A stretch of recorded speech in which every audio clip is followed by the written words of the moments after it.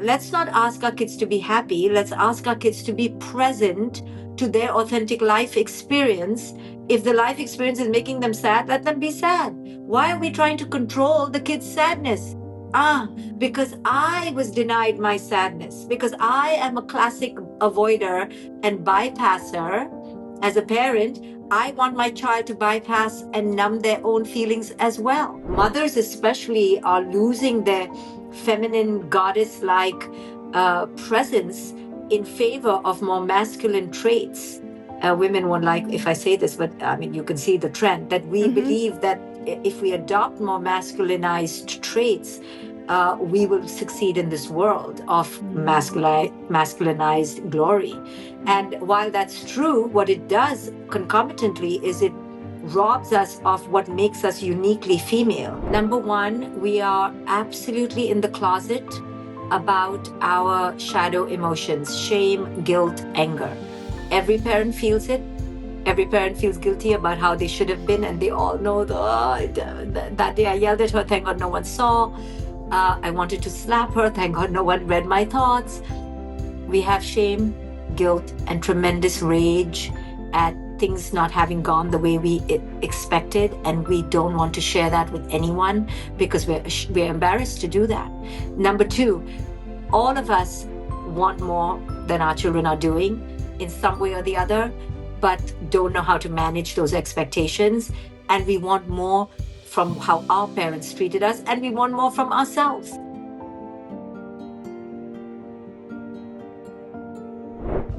The one and only Dr. Shefali. Welcome to the Let It Be Easy podcast. Oh my goodness, I'm so happy to be here with you. I'm thrilled to have you here. Also, a new podcaster yourself. We'll talk about that in just a moment, parenting and you. I've got to tell you, Dr. Shefali, as we kick off right now, I am not even a parent, and I love your work. I followed you for a long time. I love what you have to say. I think it's bigger. I mean, parenting is, of course, huge and important. But as I was actually scrolling through some of your Amazon reviews, one woman wrote, the parenting map, your book that came out last year, is a peaceful map on how to rule the world. And I thought, well, what do you think of that, Dr. Shefali? Yeah, you know what? You're so astute. And I think actually the non-parents get this even more.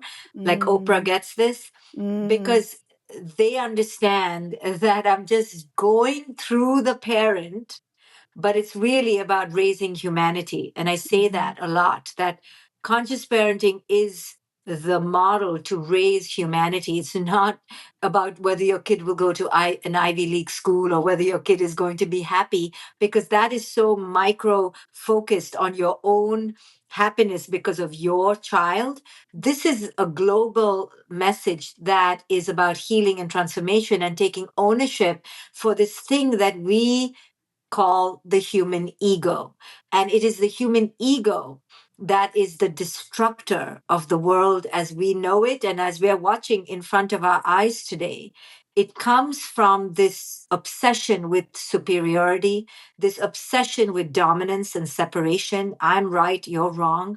And this bypassing of doing the deep inner work. So, because you don't do the deep inner work, you rely on guns, steel, ammunition to get your way, right? You raise your voice, you punch a wall, you kill someone.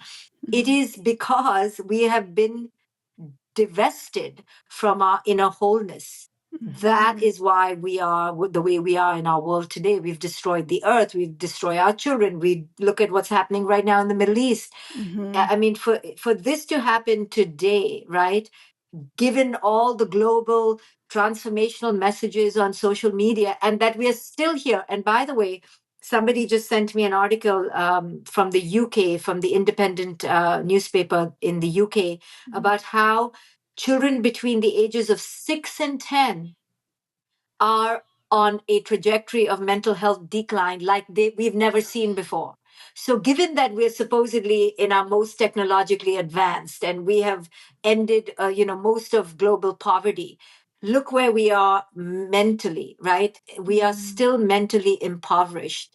And so, yeah, so my message in a nutshell is really a very clever packaged way to address the human ego. Mm. Oh my. And when you speak about parenting, you say it's called parenting, not childing. I mean, it's so interesting how you frame up, what is a parent? I mean, I kept thinking to myself as I even read the parenting map, imagine if every parent read this. I mean, just could you even imagine? And what you say in the beginning is each and every human yearns to feel free to be who they authentically are without judgment, guilt, or shame. Our children desire this deeply as well. And here is the amazing truth. Conscious parenting can teach you how to meet this desire. When your children begin to feel seen for who they are, separate from what society expects of them, you can rest assured that there is no greater gift that they could ever receive than being allowed to be their authentic selves. I once saw a Banksy exhibition here in Miami, Dr. Shefali, and it said, he wrote in graffiti, parents will do anything for their kids besides let them be themselves. I love it. Yeah, It made yeah. me think of you. Anything but just I love you, just Mm-hmm. don't be you. Yeah. I love you Mm-hmm. so much that I really need you to be who I need you to be. But that's because I love you. You see, and Mm-hmm. then when I tell parents, why don't you love your kids a little less? They get so upset with me. Or when I Mm-hmm. say that, no, you don't unconditionally love your children. Oh, the hate I get, the pushback I get, the unfollows I get. Mm-hmm. What I'm saying is that we need to examine the conditional attitudes we have toward our children and how our love is endless but limited, right? It's Mm-hmm. endless up to a point. Mm-hmm. And it's got an if then condition. And we don't want to own that. And because we don't want to own that, we will keep being asleep. But we also do this to our partners. Mm-hmm. If anything, we may actually do it in a way more to our partners. However, the marital contract does it for us. You see, the marital contract does it for us. So we're like, no, I love you limitlessly under the confines of the marital contract, right? So we look like the good guys Mm-hmm. in a marriage, but it's the same thing. It's Mm-hmm. creating confines, and sometimes it's okay to create some confines with Mm-hmm. the awareness that you're creating a confine, Mm-hmm. right? Don't pretend to your child as you send them off to school that you're doing them this big favor and that you're this benevolent, angel dropped from heaven into their lives and they should be on their knees licking your toes saying thank you for sending me to school. Admit to yourself that this is a hellhole. This is a place of disgruntled disenchantment. The teachers Mm-hmm. are underpaid, bless their souls. They Mm-hmm. are trying their best, but they are within the confines of their cages of administrative obligations. So Mm-hmm. let's not pretend. Then, when our children come back from school saying they've had a miserable day and they're pissed off, they hate their teacher, they don't like to do Mm-hmm. homework, let's not be sanctimonious, at least to ourselves, and pretend as if, how could our children be this way? They are on the pulse that this is bullshit. They don't Mm-hmm. like it. Their souls are being robbed in front of them and they're protesting. You're right. When you say in the book that why do you have children? And I've seen you ask this question on The View. You ask different people, why did you have children? The answer is, I wanted a big family. I wanted to be a mother. I want to create memories. I. Yes, And yes. then you speak a lot about scripts, these movie scripts that we have. And I have to tell you, I laugh out loud. Some of these scripts are my exceptionally gifted child. Our perfect family goes on a perfect vacation. This totally just works for marriage too. How about this one? The greatest parent saves the. I See, listen. only a non-parent will chuckle like this. Parents are I love. we parents take ourselves too seriously to chuckle. Look at you chuckling away. It's seriously a laugh out loud moment. I actually saw Steve Carell on a late night show once, and the host said to him, "Congratulations! I heard your daughter just graduated." And he's like, "How's she doing?"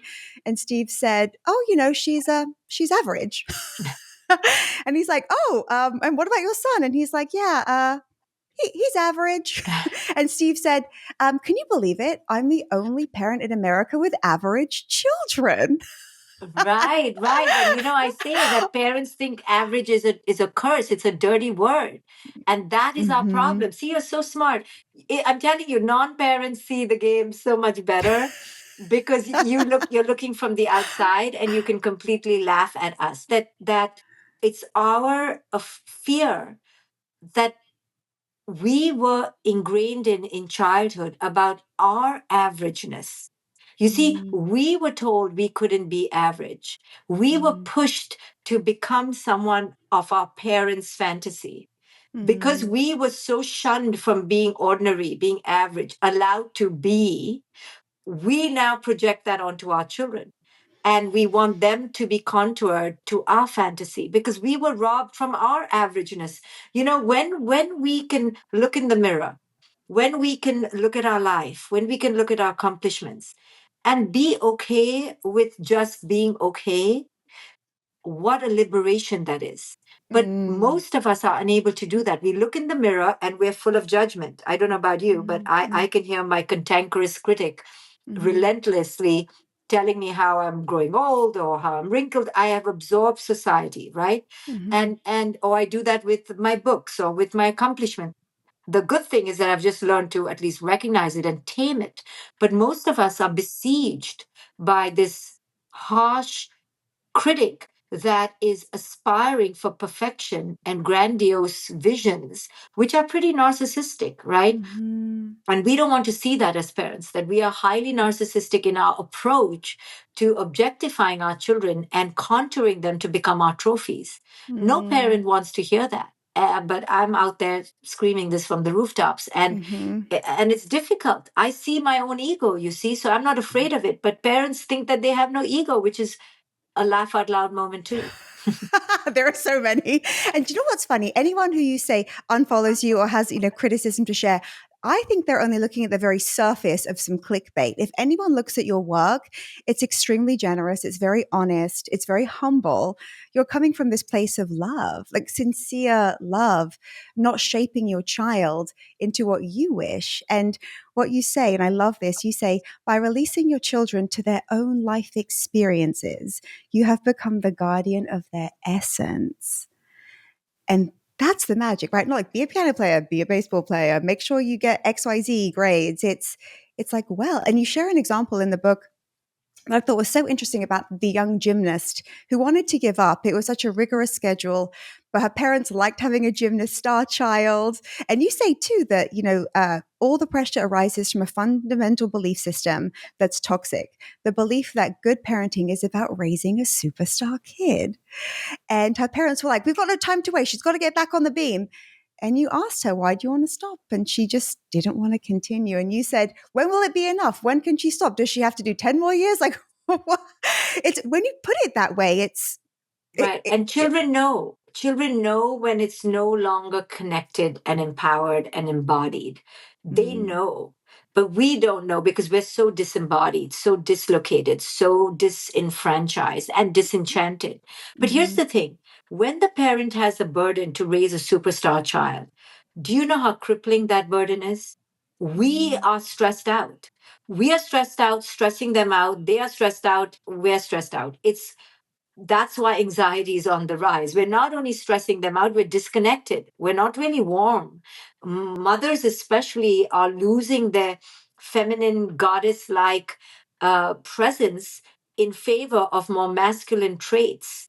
Women won't like if mm, I say this, but I mean, you can see the trend that we mm-hmm, believe that if we adopt more masculinized traits, we will succeed in this world of mm, masculinized glory.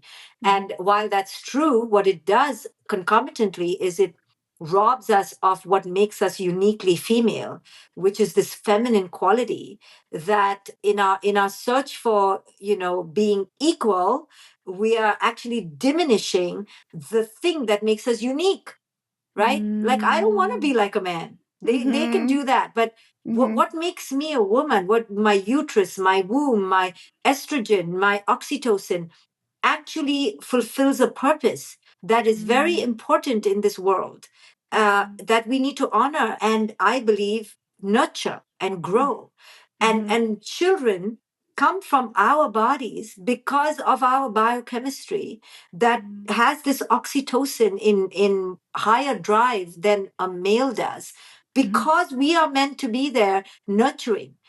mm, Suddenly now the female finds being a mother quite boring and quite unglamorous. Now it is boring and it is unglamorous, but there's also so much beauty in it. And I feel there's an alarming rate of women who are poo pooing it, Mm, not because they authentically have arrived at a place that I cannot be a mother, but from an egoic place that if I'm a mother only, I am diminished in some way. And I'm all for women choosing to not become mothers out of an authentic place of embodiment. But mhm, I'm not for us poo pooing motherhood because it somehow is, oh, I don't want to just be a mother. My goodness, mm, just being a mother is a huge opportunity for also evolving and growing. And that's what I talk about. But again, I'm not against women working. I'm a working mom. I've done it all my life. I only have, quote unquote, one child, only one child, right? I have to say that. mhm, And I'm all for women not becoming mothers. I mhm, just don't want us to degrade the mm, feminine quality in mhm, us that allows us to mother. And I mm. want us to emphasize that wherever we go, because it's something unique to our body and our biochemistry. And you say too that, traditional wisdom or traditional advice is tyranny, punishment, hierarchy. And I think no one would blame you if that's how you were leading as a parent. It's like, well, yep, tough love, as you say in the book. Who benefits from tough love? And I Right. love, I love how you say, if someone forgot their keys or lost their wallet or made a mistake, if it was a friend, you'd be like, oh, darling, sorry about that, or can I help? But with your kid, you're like, oh, Correct, because we see them all as reflections of our lack. Because we're coming from lack, because we're looking at them as aspirations for our own greatness. They are a mm, vehicle for me to feel competent. They are a mirror for me to feel good. They are an echo of my intelligence. So when they're not so smart, when they're not so motivated, when they're not so fabulous, when they're unkind, they can be a bully sometimes. They can be horrifically selfish, self absorbed. They reflect to me the qualities in me that I haven't embraced lovingly and accepted about me. I have them.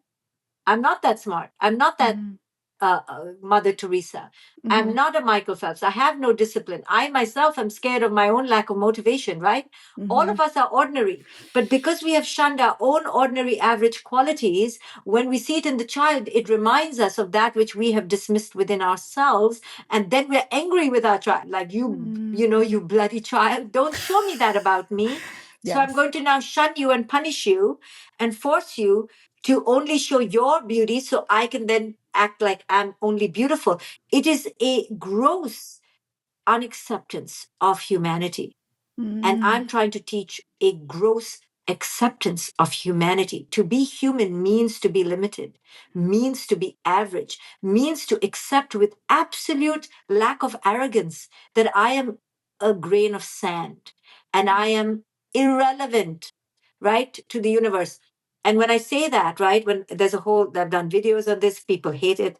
When I say that you are irrelevant, right? mm, What I mhm, mean, like you're touching, is that it's a deeper wisdom. mm, Please get off your high horse of ego pedestalization and understand you are virus, bacteria. Even they are more strong than you. They will outlive you. You are mm. irrelevant to the universe. So shut the hell up and get into your lane and just love this moment, ordinary as it is. And then we're all joyful.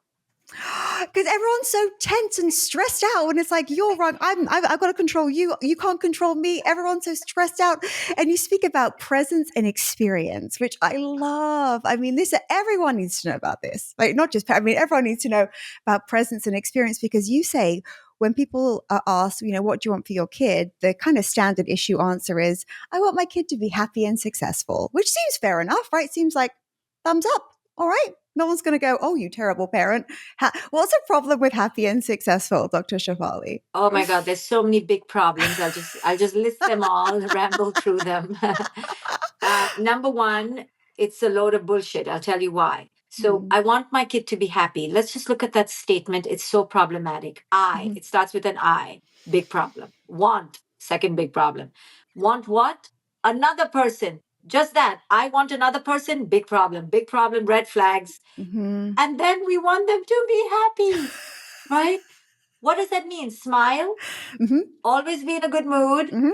be eternally grateful, and basically just shut up. Don't have any complex emotion. Don't think a thought. Don't ask questions. Don't defy. Don't rebel. So you understand, it's such an enormous, unrealistic burden we've put on the child, but we've put on ourselves because we're unhappy now when they are just normal. When they're just having a normal meltdown, which is what children do every day, 5 times a day, Mm-hmm. we are now taking it upon ourselves that we've not made them happy. So now we're guilty. If we're a fighter parent, and I talk about these kinds of parents in the book, if you're a fighter parent, you're going to get enraged with your child. If you're a fixer parent, you're going to give them candy and lollipops and money to make them smile again. Mm-hmm. And you're going to be a disaster, right? You're not going to be calm, contained, and present. So I talk about, let's not ask our kids to be happy. Let's ask our kids to be present to their authentic life experience. If the life experience is making them sad, let them be sad. Why are we trying to control the kids' sadness? Because I was denied my sadness, because I am a classic avoider and bypasser. As a parent, I want my child to bypass and numb their own feelings as well. And then with success, what is success? Does anyone ubiquitously, agree on a definition of success? No, we don't. But yet we keep using this word because it's actually, I want my kid to be rich and I want my kid to be problem free. So I feel successful as a parent, right? So Mm-hmm. these are the disguises that I strip away from the parent, and I force the parent to look at the truth of what their agenda is with their children. Mm. And do you do this forevermore? So just say your child's 30. I know you reference in the book to a woman who's going through a divorce, calling her mum nonstop. Is this true forevermore or mainly in the younger years? Because I also notice, I see parents who are like, my children, and I've lived in lots of different countries, but I've noticed some parents are like, I want you to live not just in my country, in my state, in my suburb, down the street. Like, I want you coming over for Oh Sunday my goodness, barbecues. yes. I mean, And I've had parents say that I want my kid to go to a college next door, and I was so impressed by the level of dictatorship. I was like, Mhm. wow, you know, Mhm. I won't even give my kid a glass of water unless they want it. It, you are dictating where they go to college. So Mhm. this is the level of monarchy we want, but we Mhm. don't want to own it. I Mhm. ask parents gently, lovingly, to at least just own it. If we can Mhm. start owning it, we can begin to change. To answer your question, is this a global, lifelong thing? Of course, because it's an attitude, it's a Mhm. philosophy, it's a deep wisdom. Once you get it, you can't leave it. It's like gravity, right? Is Mhm. gravity forever? Like, do we say to the universe, like, how long is this gravity thing going to be? Like, can we stop it?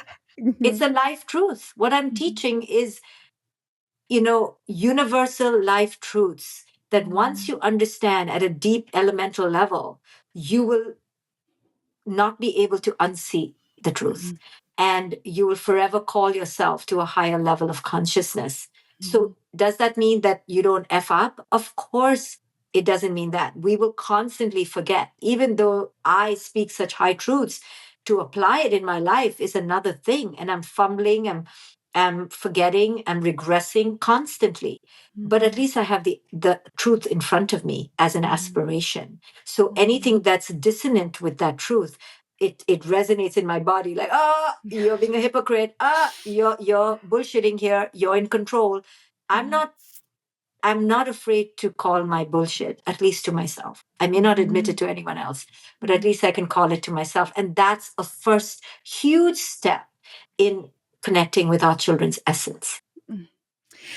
What about consequences? Because I do think that some parents think, well, I used to smoke. It's the worst habit ever. It took me 4 years of therapy to kick it. And I see my kid picking up a vape, or, my son just spat at his brother. Or like, what's your approach to consequences and follow through when something happens that you're worried about, or behavior that just doesn't feel safe or okay? Well, first we have to understand that if we're attuned and present, we will be able to follow through without needing to think about it. right? Do Mhm. you and I need to think about being nice to each other? Do Mm-mm. you and I need to think about being focused right now and Mm-mm. blocking all other of life around us? No, Mm. because we are aligned in this moment. We are connected. No one needs to tell us. It's Mm. natural to us. In Mm. the same way, when we are attuned to our children and present, it will emerge from that connection, from that deep connection. We won't Mm. have to give a consequence, it will arrive. So, Mm. how does that look with different age groups? A 3-year-old who tantrums is going to get a very different reaction from us than a 17-year-old. When my Mhm. 21-year-old tantrums, which she still does, Mhm. I can just go, okay, I understand you're in a bad, pissy mood. I will see you later, right? If I have presence. If I'm in my ego, I'm going to scream back at her. A 3-year-old it requires a different response. Because a 3-year-old's brain is not yet developed, even a 21-year-old's is not developed, but a 3-year-old is certainly not developed.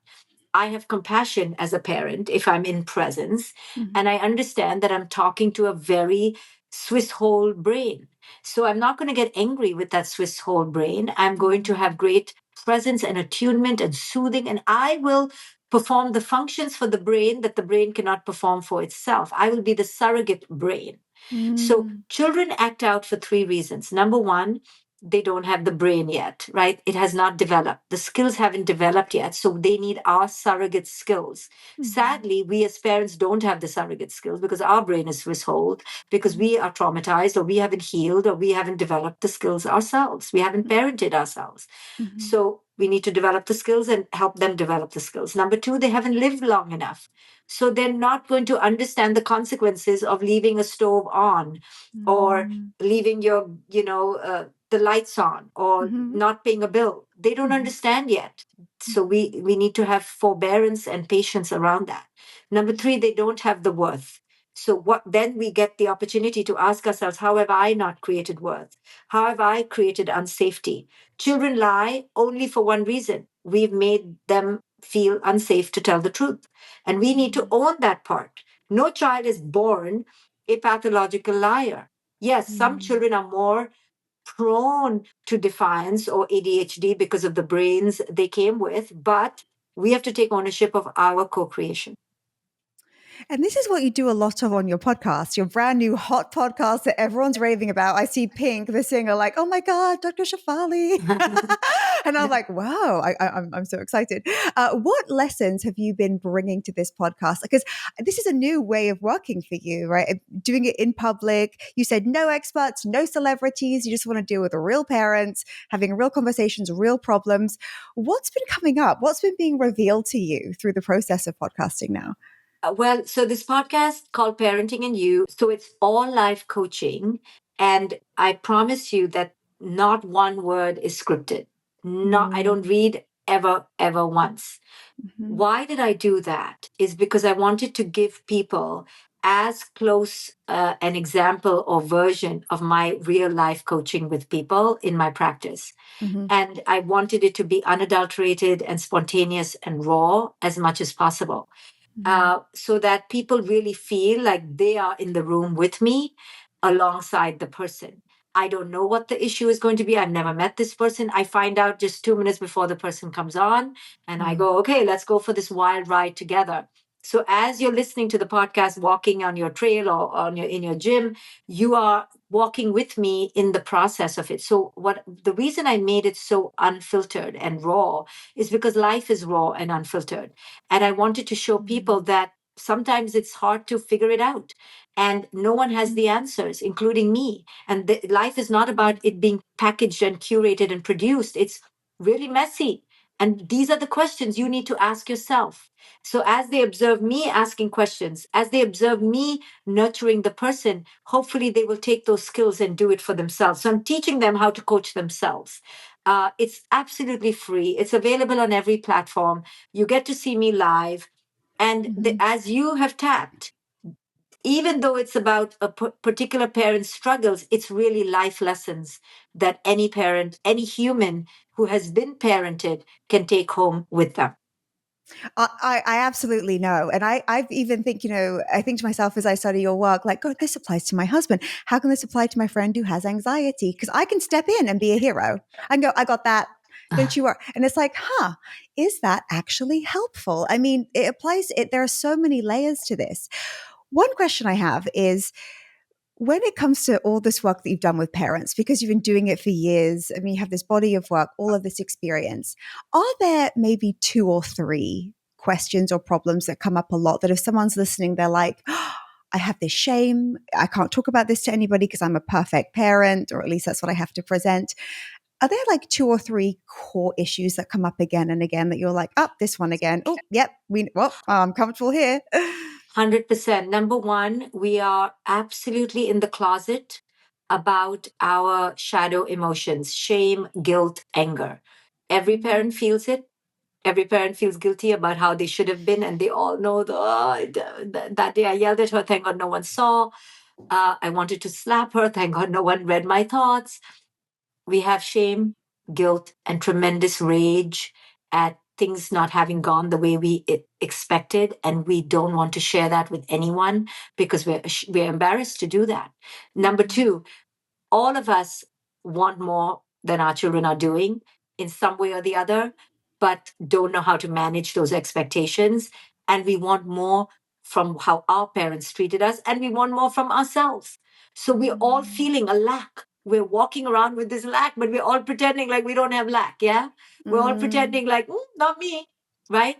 So we're trying to spin it and constantly show up as if we're perfect, but we're not. And the last one is many of us who are in marriages or relationships have I don't know what the word is, extreme issues around co-parenting, right? Especially if one parent is trying to wake up and be conscious and the other one is stuck in traditional land. We have conflict. That is a ubiquitous issue I experience, that my partner isn't the parent I wanted him to be or her to be. And what do I do about that? So these are the common things. And I address all of this in different issues on the podcast episodes. Just this week, we had one on divorce and the end of the fantasy marriage. This week is about my kid not being under my control. My kid is walking away, retreating from me, withdrawing from me. What do I do? Or my kid is out of control. I'm out of control. So I address this in so many different ways in the podcast. And I think what a miracle the podcast is, because you say too that being a conscious parent, it can be lonely, right? And Yes. sometimes your husband or wife isn't on board with you. Society definitely isn't on board. They're fans of Yes. tough love. I mean, I can observe it, right? I've got no Yeah. skin in this game, but I'm like, ooh, there's a lot of opinions, like the Yes. right way, the wrong way. And you also say, if you're the one who is conscious, that's enough. Like one parent doing it, one parent kind of leading the charge. So if being a conscious parent is lonely, but someone really wants to do it, of course, check out your podcast, your books. Is there anything else that you'd say? Would you go, I mean, I know you acknowledge and congratulate people for even wanting to go down this path, because it's not necessarily a really, really easy one, right? And sometimes it's easier to Yeah. be lazy, as you say, or Yes, yes. But not being a conscious parent is devastating, because what I teach in conscious parenting is that the first child that you raise is the one inside yourself that has been left broken and unhealed. I have a conscious parenting and life coaching institute, which is mm-hmm, unbelievable. So I coach mm-hmm, people to coach themselves mm-hmm, and then coach others as a livelihood. mm-hmm, I want to tell parents, conscious parenting is hard, but unconscious parenting is devastating. So choose your heart, right? And mm-hmm, it is so empowering the way I teach it, what I teach, especially in my institute and my podcast, that you will get it. And once you start getting it and applying it, it is the path to liberation. And you'll wonder, like, why the hell didn't I do this before? It's my life is so much easier now that I don't need to have a perfect child. But mm-hmm. just that takes so much unraveling and healing within you to arrive at that place where you don't need Mm, the external world to validate you. That's huge. And that's mm, what I teach. So, as I started this podcast and as we touched in the beginning, this mm, is not about the child, this is about humanity. mm. One thing I've noticed too, and by the way, side note, I have a couple of students who are conscious parenting coaches certified by you, and they're amazing. I love having them in my world. One of them specializes in how to manage your strong willed child. I was one of Yes. those. One other thing that I've really observed too is your work, I think, can also heal adult children's relationships with their Oh parents. my God, 100%. It is so transformative at every level, and I can Mm-hmm, say this with integrity because I've mm-hmm, seen it mm-hmm, firsthand, and I have no doubt now. I've been doing this for 20 years, no doubt about its potency. It is the mm-hmm. message for the future. Mm. And I have to touch on this quickly because a lot of my audience members have kids. Awesome. And some of us don't. And people ask me about that often too. So I'd love to ask you, for those of us who don't have children, what's your kind of conscious parenting aspect that you think can apply to personal growth and relationships at large, anywhere in our lives? That it doesn't matter if you don't have children, you are your own personal parent, and you need to learn how to be a conscious parent to yourself because you didn't have one. So it doesn't Mm-hmm. matter if you really have a child. Good for you. Lucky you, you don't have a child because you get Mm-hmm. to work on your inner child in a conscious way. You get to give yourself and learn the tools of conscious parenting that you were not given. And Mm-hmm. unindoctrinate yourself from unconscious parenting that your childhood was filled with. Dr. Shefali, oh my gosh, I could just keep you forever and ever and talk to you forever. I mean, Parenting and You, the brand new I think it's a number one podcast, right? In the parenting. Well, Uh, well, it's number one in many countries, and it was top of the charts for like 6 weeks, and then it ebbs and flows because I'm so new. I'm only 4 episodes in, so I'm oh, I'm quote unquote competing with people who have 136 and 322 episodes. So, but wow. yes, it's been number one in so many categories around the world as well, and Wow. that's because it's so raw and Hmm. applicable to everyone. Universal. And what if someone wants to apply to be a guest on the show? If they're Yeah, like, you can gosh, go my to my website and click podcast, and there's a guest form. And I have so many people asking to be guests. Yes. I bet. Dr. Shefali, Parenting and You, all the books, all the places. What a joy to have you. I hope we'll do Thank this you. again. Yes. Thank you so much. Thank you so much, Dr. Shefali. And my friends, until tomorrow, so much love and ease.